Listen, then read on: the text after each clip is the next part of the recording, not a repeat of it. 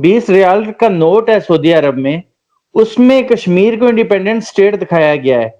तो अगर इतनी सऊदी अरब के करीब हो गया आजकल इंडिया और इतनी आप लोगों का भाईचारा चल रहा है सऊदी अरब के साथ इंडिया का, तो वो तो इंडिपेंडेंट स्टेट बताते हैं कश्मीर को।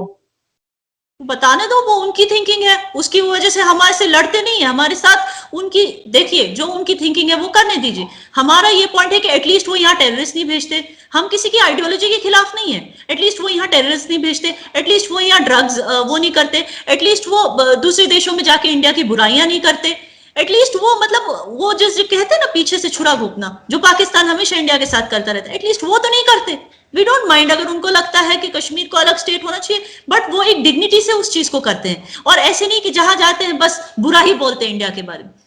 तो इस चीज की वजह से जो हमारी उनके साथ दोस्ती है वो दूसरे चीजों पे है कि they have always been good friends, trade के मामले में, डिप्लोमेसी के मामले में। लेकिन पाकिस्तान तो किसी के साथ भी डिप्लोमेसी मेंटेन ही नहीं कर सकता, वो अपने आप को एफएटीएफ की लिस्ट से हटा नहीं पा रहा है। तो आप सोचिए ना वो डिप्लोमेसी मेंटेन कर सकता है, ना वो अपनी कंट्री के जो हालात है, इन्फ्लेशन की हालात है उसे, ना वो उनकी कंट्री जो टेररिज्म की इसमें फंसी हुई है उससे अपने आप को छुड़ा नहीं पा रहा। तो मैं इसलिए कहती हूँ कि फैसल साहब जैसे टैलेंटेड लोगों को चाहिए कि वो अपनी कंट्री पे ज्यादा ध्यान दे, ना कि एक फेक प्रोपेगेंडा चलाने में लग गए कि इंडिया ऐसा है, इंडिया वैसे। कौन सुनेगा आपकी बात? It is not going to help you shouting at the top of your voice, because जो प्रूफ है, जो एविडेंसेस हैं वो लोगों के सामने है। ओके और ये बताना कि इंडिया एक टाइम पे सेक्युलर हुआ करता था, यू मीन टू से कांग्रेस के टाइम पे, क्योंकि कांग्रेस तो आपके आला है, दोस्त है, आपकी शादियों में आते हैं ये वो, और बीजेपी वाले आपको वो क्या कहते हैं, हम लोग इंडिया में घास नहीं डालते तो बीजेपी वाले बुरे हैं, ठीक है जो भी है। बट मैं ये कह रही हूँ कि आप कह रहे हम एक टाइम पे सेक्युलर थे, आज नहीं, आपकी थिंकिंग है चलिए हम अब आज हिंदुत्व हो गए, ये आपको लगता है? आज कभी सेक्युलर थी ही नहीं। क्यों मुल्क एमनेस्टी इंटरनेशनल आपका मुल्क क्यों छोड़कर चली गई? फैसल एक मिनट है, याना को कंप्लीट करने दो, उसके बाद आते हैं। करने दीजिए, आपने कहा नहीं, फैसल एक मिनट, वरना मैं चली जाऊंगी। आपने कहा हम एक टाइम पे सेक्युलर थे, आप तो कभी नहीं थे सेक्युलर। आपके वोट का कोई मतलब आप जो आपके वोट की कोई वैल्यू ही नहीं है। आपके यहाँ तो डिसीजन मिलिट्री लेती है हर चीज का, आप एक मिलिट्री रेजिम बन चुके हैं, फिर आप हमारी सेक्युलरिज्म की क्यों बात करते हैं? आपके यहाँ लोगों को मारा जाता है जस्ट बिकॉज वो सुन्नी नहीं है, अहमदियस को मारा जा रहा है, शियाओं को मारा जा रहा है, तो फिर आप कैसे कह सकते हैं हम सेक्युलर नहीं? अगेन वही क्वेश्चन, जब आपके यहाँ कोई चीज नहीं है तो आप कैसे पॉइंट करके बोल सकते हैं कि आप सेक्युलर नहीं? पहले आप बनो ना, पहले आप बनो, फिर आप हमें मिसाल दो, वी डोंट माइंड। ठीक जी फैसल, अब आप बोल रहे हैं अपनी गन पे। मैं तो ये कहना चाहूंगा दोबारा से, जो इन्होंने मुझे कहा था कि जितना ये पाकिस्तान के बारे में जानती हैं या जानने का दावा करती हैं, जो ये पता नहीं, मुझे लगता है ये गौरव आर्या को बड़ा सुनती होंगी और ये सारी वही प्रोपेगेंडा और सारी बातें वो करते हैं। तो मैं भी इनसे यही कहना चाहूंगा कि अपने मुल्क के बारे में जाने। एमनेस्टी इंटरनेशनल छोड़ गई, पूरी दुनिया कहती है कि यार हिंदुस्तान अब रहने के काबिल नहीं रहा, वहां पे कोई किसी के राइट्स ही नहीं है।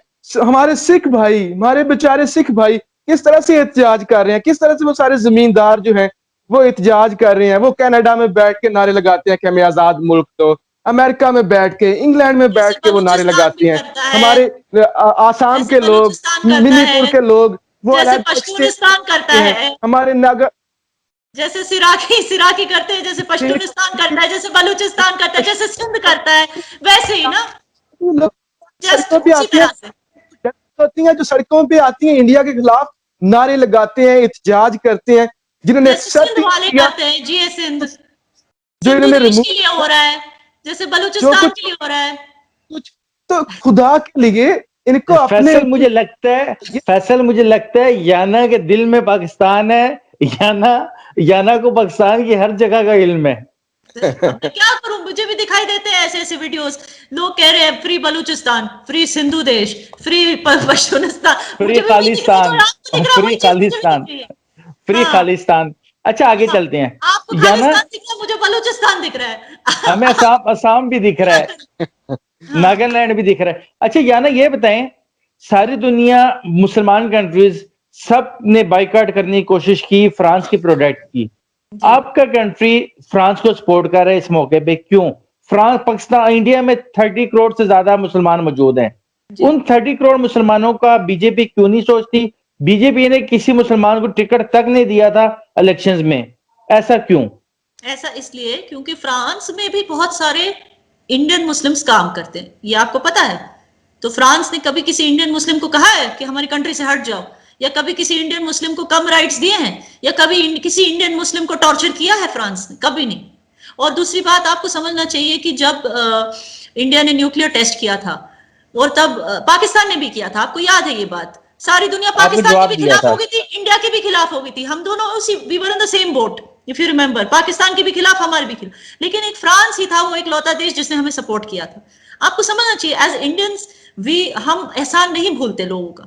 सो एक तो वो चीज है। दूसरा ये चीज है कि फ्रांस ने डायरेक्टली कभी इंडिया को या इंडियन मुस्लिम को कभी अटैक नहीं किया, या कभी किसी तरह से परेशान नहीं किया, तो इंडिया क्यों उसके खिलाफ बोलेगा? और दूसरी चीज जो वहां पे हुआ, जो नबी पाक के खिलाफ जो बातें हुई, हाँ वो बहुत गलत थी, लेकिन आपको समझना चाहिए उसके खिलाफत में जो हुआ, मतलब कि लोगों को मारा गया, वो भी तो गलत हुआ। तो इवेंचुअली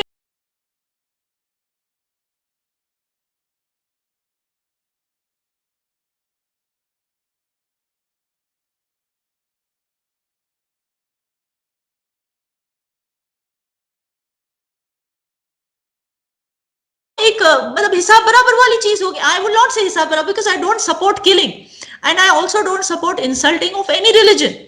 हमारे रिलीजन को इंसल्ट किया गया, उसके बदले में किसी को मारा गया, तो ये पूरा मतलब ये सिचुएशन ही बहुत बुरा है, और ये उनकी कंट्री का मसला है। जहां तक हम एज इंडियन मुस्लिम्स हैं, हमें ये पता है कि किसी इंडियन मुस्लिम्स को वहां तकलीफ नहीं दी गई, तो हम क्या कर सकते हैं? हम इस बारे में नहीं हम क्या क्यों? ना, इंडिया में भी तो प्रोटेस्ट हुए हैं, कुछ मुसलमानों ने इंडिया में प्रोटेस्ट किए हैं फ्रांस के अगेंस्ट। तो उन प्रोटेस्ट को आप कैसे देखती हैं? और तो जो हमारे यहाँ डेमोक्रेसी है, बाइकआउट फ्रांस हमारे की यहाँ, जी हमारे यहाँ बाइकआउट फ्रांस की जो डेमोक्रेसी। बात हुई है, वो भी उन इंडियन मुस्लिम्स ने की। नहीं, वही तो मैं कह रही, हमारे यहाँ डेमोक्रेसी है। अगर उन्हें कोई चीज पसंद नहीं आई, उन्होंने प्रोटेस्ट किया तो ठीक है। उन्होंने इंडिया के खिलाफ तो नहीं किया, तो उन्हें कोई रोक नहीं रहा है, उन्हें कोई पुलिस वाले आके कह नहीं रहे घर में बैठो, वो प्रोटेस्ट कर रहे हैं, एंड वी रिस्पेक्ट दैट कि उनकी सेंटिमेंट्स हैं, ठीक है। उनको लगा कि इंसल्ट हुआ, ठीक है। लेकिन हाँ, हम उन लोगों को गलत बोल रहे हैं जो मतलब वायलेंस की बात करते हैं, जो कहते हैं कि सर कलाम होना चाहिए जिसने नबी पाक के बारे में इस तरह का, हम वो वायलेंस को रोकते हैं, because we don't believe, we are a democracy, we don't believe in violence, we don't believe in misuse of democracy.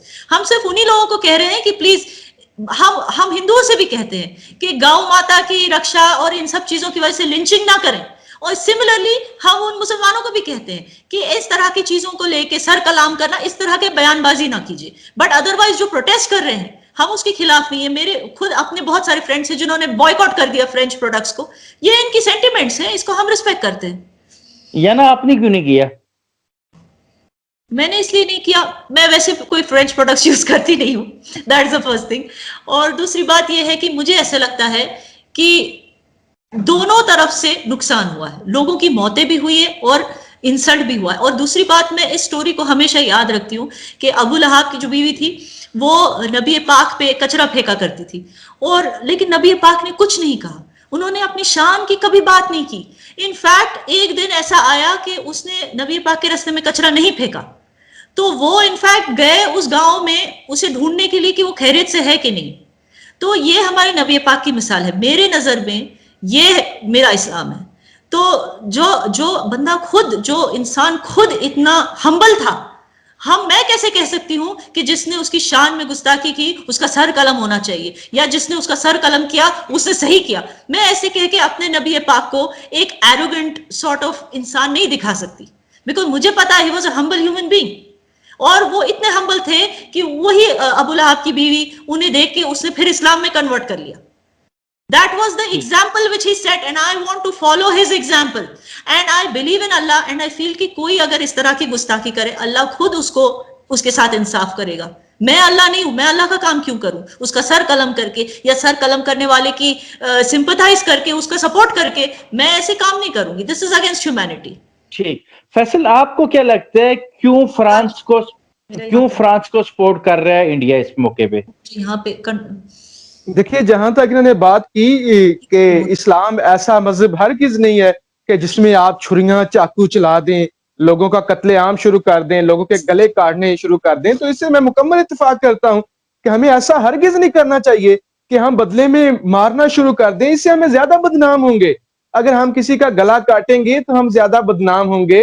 मतलब उनको तो मौका मिलेगा ना, वो कहेंगे ये तो है इंतहा पसंद, ये तो अगर कोई बात भी करे तो गले काट देती है। यहाँ तक तो बात बिल्कुल ठीक है, और हमें ऐसा कभी नहीं लोगों को सिखाना चाहिए कि जाएं कि लोगों से लड़े और गले काट दें। लेकिन जहां तक इंडिया ने, देखिए यूएनओ ने, यूनाइटेड नेशन ने मुजम्मत की है, उन्होंने मुजम्मत की है कि जो कुछ फ्रांस ने किया गलत किया, उन्होंने मुजम्मत की है। इवन कनाडा, कनाडा एक, मैं तो आइडियल स्टेट समझता हूं, उनमें कोई इंतहा पसंदी नहीं है इतनी। जस्टिन ट्रूडो ने भी कहा है कि एक फ्रीडम ऑफ स्पीच की भी कुछ दायरे होते हैं, कुछ हद होती है। तो इंडिया ने क्यों नहीं किया? अब इंडिया कैसे करेगा? इंडिया मुतनाज़ा मुसलमानों के खिलाफ कानून लेकर आता है, मुसलमान एहतजाज करते हैं, तो ये तो जो बीजेपी और आरएसएस की एक हुकूमत है, वो तो वैसे ही खुश होते हैं कि मुसलमानों के खिलाफ कुछ भी हो जाए। इवन जो मैंने पहले आपसे कहा, जय श्री राम ना कहें तो वो मार देंगे। सेकंड ये भी है, जो राफेल भी तो लेने हैं ना। आप अगर देखिए, ये तो वजह कह से सकते हैं ना कि लेनी ये और जो असले हुआ है, लेने किसी वाली को है। ये हक नहीं हासिल होना चाहिए किसी भी मजहब की तौहीन करे। जैसे मुझे कोई हक नहीं मैं हिंदू की तौहीन करूं, मुझे कोई हक नहीं मैं सिख की तौहीन करूं, किसी ईसाई की तौहीन करूं।